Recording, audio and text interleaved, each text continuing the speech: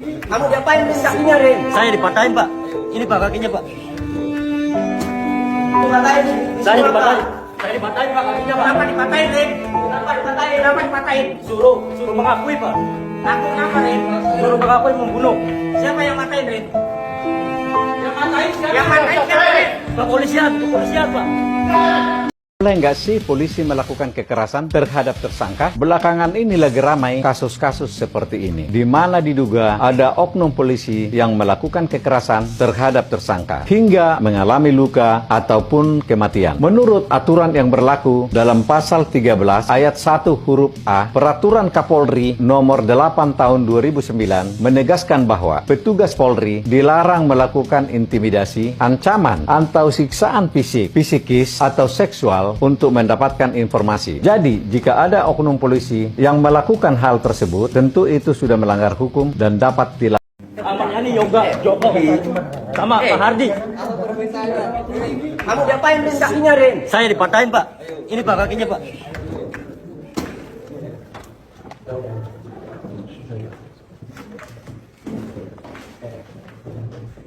Rin, kamu dipatahin.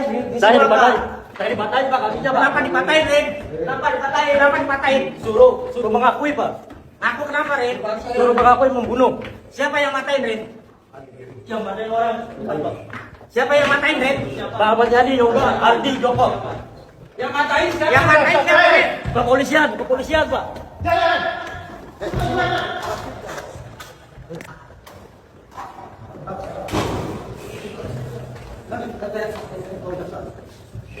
Apa Pak?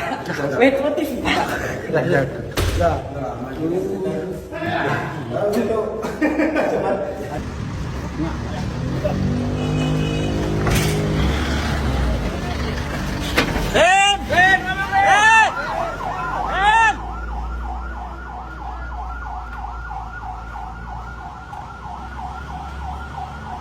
TV.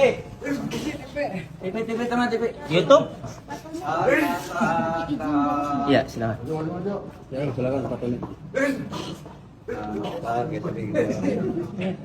Ya.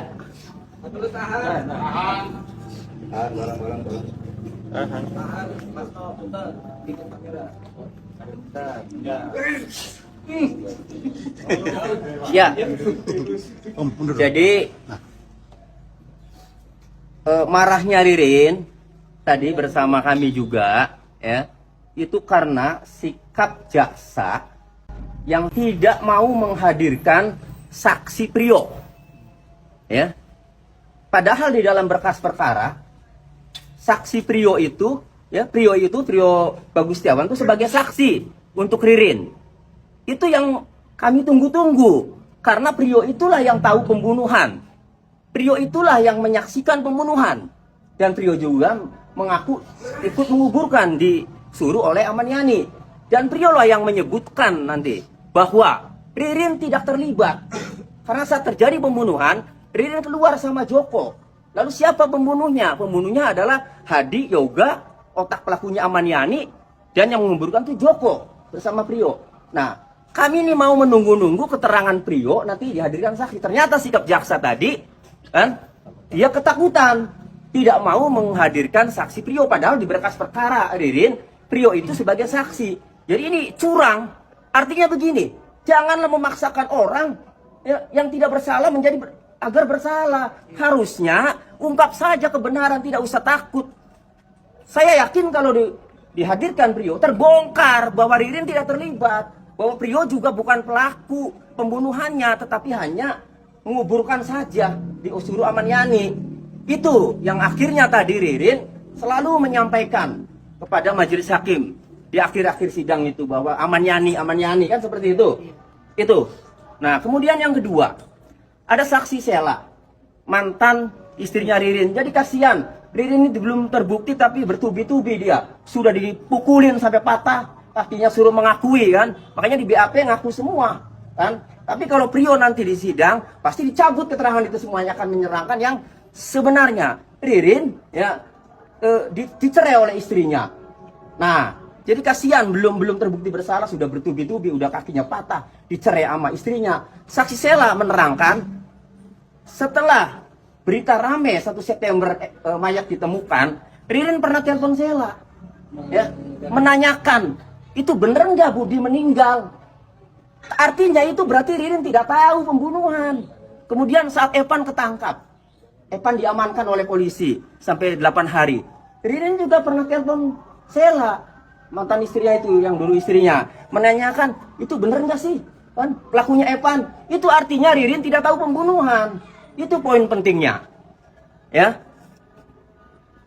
Pak, terkait keterangan ibu tadi, saya rasa itu kekurangan kesinkronan sama keterangan bapak itu bagaimana? Ibunya korban itu, Ibu Teti. Ibu Teti, oke. Jadi Ibu Teti ini ibunya Ois korban, ya. Pada tanggal 30 Maret 2025, saya telepon ibunya Ois, Ibu Teti, ya, jam 20.57 di Spot Center. Di dalam obrolan sama saya, ibunya Ois, Ibu Teti, yang tadi jadi saksi, Ibu Teti Setiawati, itu saya tanya Ibu mengatakan kepada saya waktu teleponan bahwa Ois terakhir komunikasi sama Ibu, ada tamu yang namanya Yoga, jam 11:30 malam, Kamis malam, ya, tanggal 28 Agustus 2025, jam 23.30. Nah, tapi ketika kami tanya lagi, dia tidak mengakui. Tetapi walaupun dia tidak mengakui, kami sudah punya rekaman videonya, ya. Karena tadi kata hakim, kalau memang ada rekaman videonya, ya nanti dijadikan bukti, ya, boleh, bisa dijadikan. Oleh karenanya rekaman, ya, teleponan saya sama Ibu Teti yang di video, jadi yang di video sayanya gitu, sama anak buah saya sedang menelpon, bukan direkam dari WA, bukan, ya. Nanti rekaman itu isinya bahwa ada nama Yoga, ya, 30 menit sebelum kejadian pembunuhan. Pembunuhan ini kan antara jam 23.50, ya, 28 Agustus 2025, ya, sampai dini hari, ya, Jumat 29 Agustus 2025 sampai jam kurang lebih jam 12:30 atau jam 00.30 itu pembunuhan terjadi. Nah, oleh karenanya nanti saya akan sampaikan kepada hakim bukti bahwa ibunya Ois ini, Ibu Teti ini pernah menyampaikan kepada saya ada nama Yoga 30 menit sebelum kejadian bertamu di rumah Budi.